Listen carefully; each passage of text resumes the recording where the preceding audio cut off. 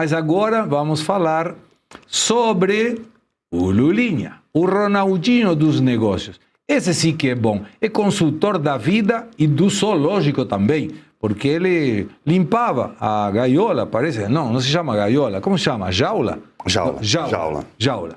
Dos elefantes. E daí passou a ser um empresário de sucesso que agora está estudando, não sabemos muito bem o que, em Madrid, na Espanha. O ex-dirigente do INSS, André Fidelis, e Virgílio Filho, presos desde novembro, firmaram acordo de delação premiada e citaram ao empresário Fábio Luiz Lula da Silva, o Lulinha. Isso, além de políticos, no âmbito das investigações sobre fraudes no INSS. Segundo os delatores, eles teriam repassado informações sobre a atuação de envolvidos no esquema e possíveis conexões políticas. O conteúdo da delação será analisado pelas autoridades e pode servir de base para novas apurações. Caivano, isso tem que ser aprovado pela Justiça, né? Primeiro, Ministério Público, sim, conta um pouquinho como é o processo. É parte da própria CPMI, mas tem que ter a participação do Ministério Público. E é interessante porque a gente lembra a oitiva do filho, né? E aí houve mais ou menos o que aconteceu com essa moça, né? Ficou nervoso, se enrolou na resposta, aí optou pelo silêncio e chegou a ouvir voz de prisão, né? E o Alfredo Gaspar já tinha dito, olha, prendi seu pai ontem e você vai ser preso hoje. Eu lembro desse episódio. E, óbvio, todas as informações extremamente nebulosas, pessoas que não conseguem dizer efetivamente o que faziam, até que tipo de... Não é como aquela menina falou, né? Consultor da vida. Eles não tiveram essa criatividade naquele momento, então ficaram presos na oitiva do Alfredo Gaspar. Mas eu vou juntar isso, Segré, o fato deles dois estarem oferecendo a delação para ligar com outras duas pessoas, outras duas personalidades que a gente também tem discutido aqui. Uma delas é o Daniel Vorcaro. Me parece, como disse o Arthur, que agora ele quer jogar para dia 10 de março, me parece nitidamente que é ganhar tempo para planejar uma delação. E entre esse intervalo, né, ou dentro desse intervalo, negociar com as pessoas das quais ele tem a informação. Claro. Porque ele não vai sair perdendo dessa. Não vai. Ele já perdeu praticamente todas as empresas que ele possuía, elas foram liquidadas, já tem interventores, ele está, na visão dele, a ver navios, ele não vai sair dessa com as mãos abanando. Me parece isso pelo modus operandi dele. Pelo que a gente está vendo, junta aí esse quebra-cabeça dantesco, você só pode ter isso como resultado de uma lógica simples. E aí eu lembro do careca do INSS, que também está quietinho, a gente não ouve falar dele, ele já sinalizou que estava pensando numa delação, pode vir uma delação. Aí eu vou chamar de delações do fim do mundo, em alusão àquele inquérito que está no STF. Vai ser o antídoto para aquele inquérito do fim do mundo. Então, vamos aguardar que as cenas dos próximos capítulos talvez prometam mais do que os próprios capítulos, mas a gente vai, com certeza, ter o que comemorar no futuro, Segredo. Lembrando, e passando já a palavra para Fernando Holliday, que o filho do careca está preso também. E quando você tem um filho, uma filha, a esposa comprometida, a pessoa já começa a dizer, cara, estou envolvendo gente que não merecia, vamos ver como saímos dessa enquete. Diga. Exatamente isso. Vou pegar o fio que você deixou aí, Segré, porque me parece que está se formando, nesse caso do INSS, uma cascata muito parecida com aquilo que nós tivemos no caso da Operação Lava Jato. Você tem um clássico do roteiro, né? Você tem as primeiras prisões, os primeiros depoimentos, abre CPI e, inicialmente, todo mundo vai dizer, não vou fazer delação, os advogados vão dizer que não vão fazer e tudo mais, não. Os primeiros sinais de que delações bombásticas poderiam acontecer foram as trocas de advogados. O próprio careca do INSS chegou a trocar recentemente seu advogado. O primeiro era alguém que dizia constantemente que era contra delações, inclusive já tinha um histórico contra delações premiadas, e ele troca de advogado com uma nova abordagem. Até agora, não se confirmou e não se tem notícia de nenhum acordo. Mas me parece que essas primeiras delações vão criar um incentivo de uma cascata. E a partir do momento em que pessoas dos degraus de baixo começam a dizer que querem realmente contar aquilo que aconteceu e começam a entregar nomes de pessoas poderosas, como é o caso do Lulinha, isso evidentemente vai chegar naqueles que tinham maior participação no esquema. E me parece que talvez essa primeira delação não traga provas concretas, mas a partir do momento que o careca do INS abrir a boca, aí realmente não vai sobrar para ninguém. E é algo que tem um potencial eleitoral muito forte, porque nós estamos falando de um sujeito que é filho do presidente da República, que já esteve envolvido em mensalão, em petrolão e agora estaria com um filho envolvido em assalto a aposentado. Não seria, professor Solano, como falam, dois coelhos com uma... Cajadada. Cajadada. É que agora tem que aprender melhor, né? Agora está me dizendo, vai ter que aprender a falar esse cuzão. Não vai. Essa vai ficar assim do jeito que está.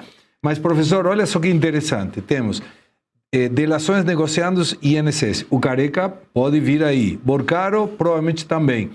Isso, como o Fernando Holliday estava comentando, tem um impacto eleitoral, mas como se fosse uma bomba de nitrogênio, porque não apenas pode atrapalhar muitas candidaturas, deputados, vereadores, senadores e tal, como tem um impacto para o eleitor, dizendo, cara, de novo o PT colocando a mão em dinheiro que não é dele, porque se a esquerda defende tanto a investigação, por que tem gente votando contra a CPMI, convocatórias e tal? Chama todo mundo. Chama o Bolsonaro, chama quem quiser da direita, mas chama também quem quiser da esquerda, né?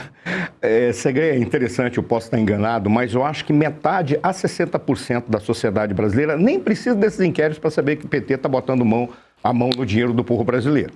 Porque isso é evidente pelos erros que eles estão cometendo, políticas públicas inadequadas, viagens que não acabam, fortunas que são gastas com esses luxos que vêm, seja do presidente da República, seja das viagens, seja da primeira-dama, o que quer que seja. Ou seja, grande parte, a parte expressiva da sociedade já sabe que eles estão botando dinheiro. A grande questão para mim é quais são os indivíduos que podem ser incriminados juntos com esses petistas específicos. E é todo o PT, aí eu fecho tanto com o Holliday quanto com o Caivano e sigo os relatores. O que o Borcaro quer...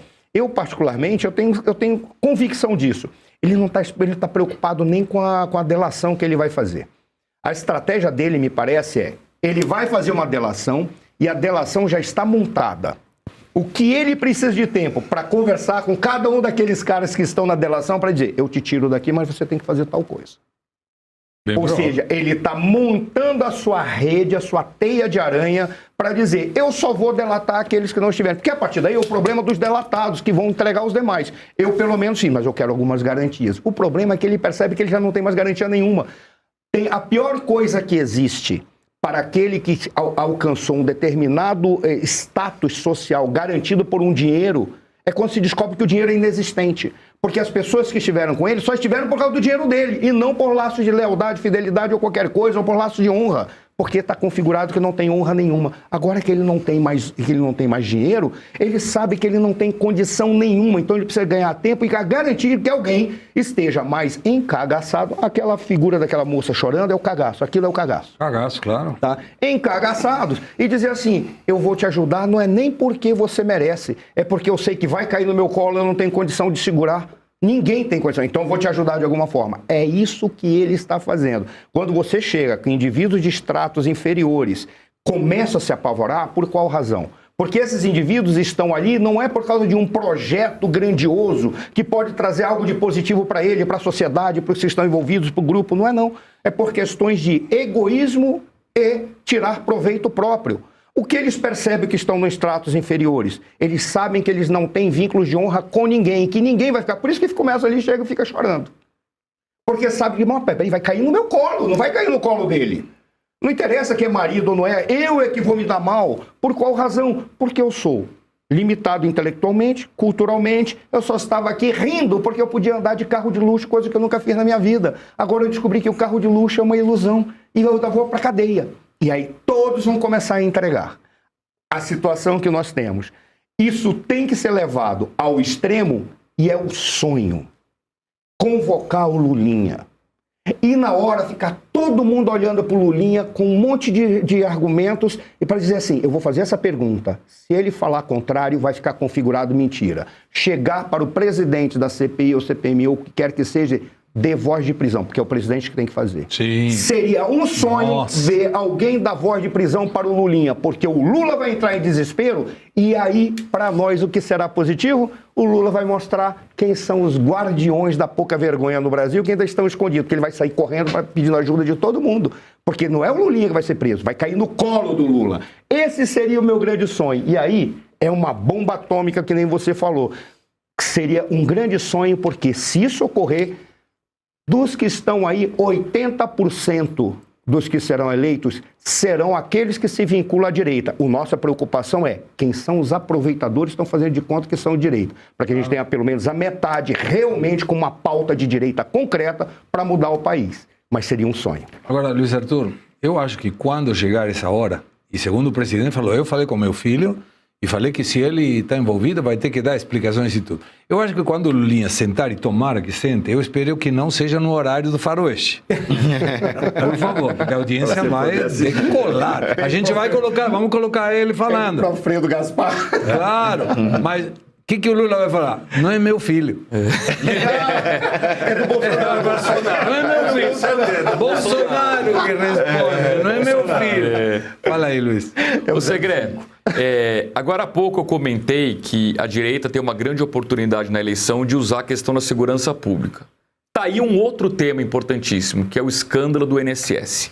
Não vamos nos esquecer, foi o maior roubo da história do INSS. Roubaram bilhões de reais de milhões de velhinhos. Muitos que nem têm obrigação de votar acima de 70 anos, mas que irão às urnas para votar contra esse governo que foi, no mínimo, conivente com a roubalheira. Esse é o ponto número 1. Agora, se a gente conseguir, através de delações, provar que o filho do presidente da República, o Lulinha, como você disse, Grel, o Ronaldinho dos negócios, esteve diretamente envolvido no roubo dos velhinhos, aí isso vai valer ouro na eleição, sem dúvida nenhuma. Porque você vai juntar o erro do governo no roubo em si, no mínimo foi conivente, para não dizer outra coisa, com a participação direta de um parente, no caso, o filho do presidente Lula. Aí se junta as duas coisas, a eleição estará nas mãos da direita.